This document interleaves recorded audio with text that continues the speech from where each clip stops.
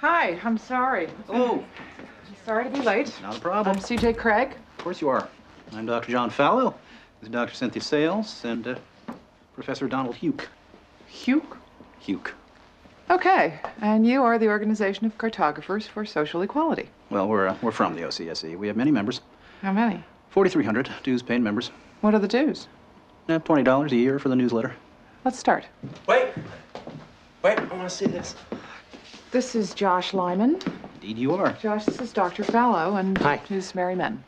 Yes. Should we begin? Yes. Plain and simple, we'd like President Bartlett to aggressively support legislation that would make it mandatory for every public school in America to teach geography using the Peters projection map instead of the traditional Mercator. Give me $200 and it's done. Really? No. Why are we changing maps? Because, CJ, the Mercator projection has fostered European imperialist attitudes for centuries and created an ethnic bias against the Third World. Really? The German cartographer, Mercator, originally designed this map in 1569 as a navigational tool for European sailors. The map enlarges areas at the poles to create straight lines of constant bearing or geographic direction. So it makes it easier to cross an ocean. But Yes. it distorts the relative size of nations and continents. Are you saying the map is wrong? Oh dear, yes. Look at Greenland. Okay. Now look at Africa. Okay. The two land masses appear to be roughly the same size. Yes. Would it blow your mind if I told you that Africa is in reality 14 times larger? Yes? Here we have Europe, drawn considerably larger than South America. When it's 6.9 million square miles, South America is almost double the size of Europe's 3.8 million. Alaska appears 3 times as large as Mexico, when Mexico is larger by 0.1 million square miles. Germany appears in the middle of the map when it's in the northernmost quarter of the Earth. Wait. Relative size is one thing, but you're telling me that Germany isn't where we think it is?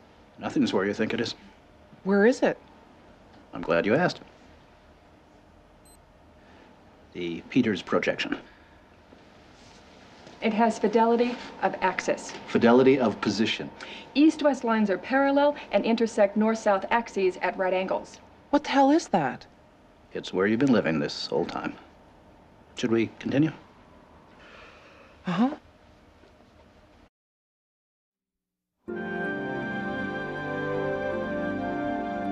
So, you're probably wondering what all of this has to do with social equality. No, I'm wondering where France really is. Guys, we want to thank you very much for coming in. Hang on, we're gonna finish this. Okay. What do maps have to do with social equality, you ask? She asked. Salvatore Natoli of the National Council for Social Studies argues, in our society, we unconsciously equate size with importance and even power.